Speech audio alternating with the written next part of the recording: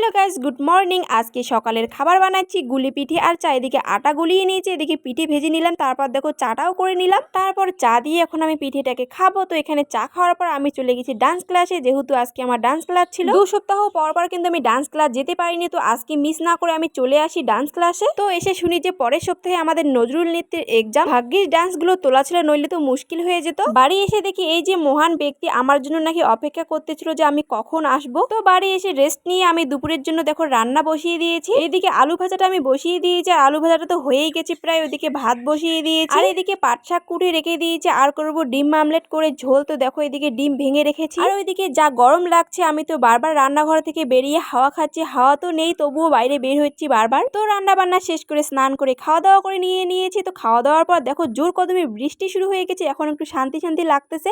চলো ভিডিওটা কেমন লাগলো অবশ্যই কমেন্টে জানাবে। দেখা হচ্ছে নেক্সট কোনো ভিডিওতে। বাই।